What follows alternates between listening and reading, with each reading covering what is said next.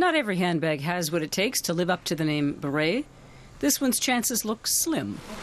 It doesn't work. So nothing will come of it? No, unfortunately not. Separating the trendsetters from the duds is just part of the job. Of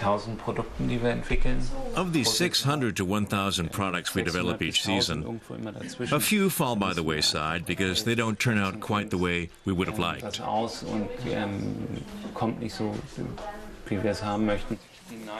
Every new collection is a challenge, but also a risk.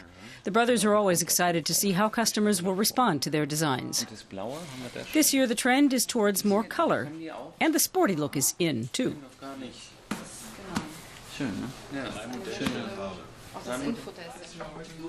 Creating the perfect bag is a challenge, and sometimes the designers face unexpected setbacks. It looks great on paper, but in 3D it doesn't look so hot. It always goes back and forth. Things really come together in the middle of the development. It's a normal process.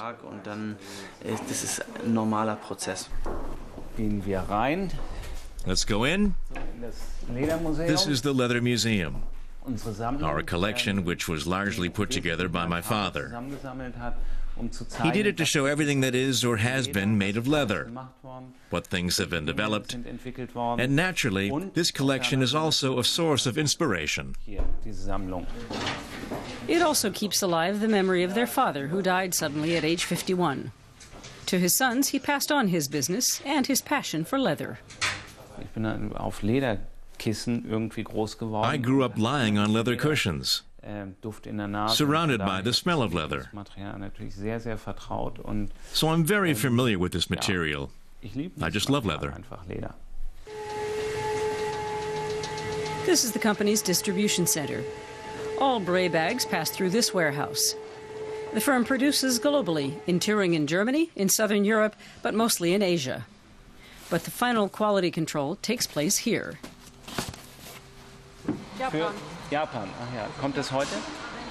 Japan is the most important export market for Bree, even though it's not a particularly easy one.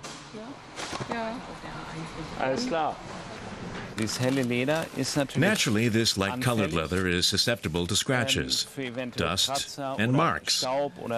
So we inspect the surface again,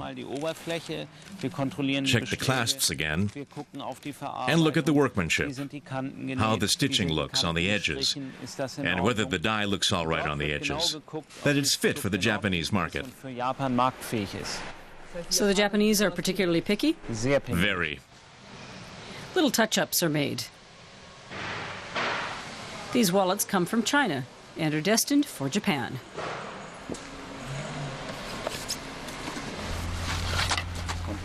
Just like their father before them, the Bree brothers love sports. They're both competitive, too, although perhaps one more than the other.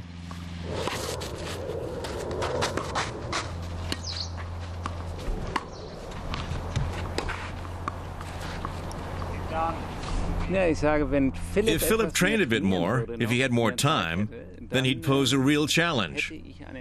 Or rather, should I say, things would look bad for me, as he'd certainly be the stronger one. But on the job, things work differently. Axel and Phillip Bree are constantly having to make compromises, as brothers and bosses. Overall, I think it's an advantage, because we shoulder the responsibility together. We can confront questions about business strategy together. That's a big advantage. Clearly, there are situations where we don't agree. Then the discussion becomes a bit more emotional than it might if we weren't related.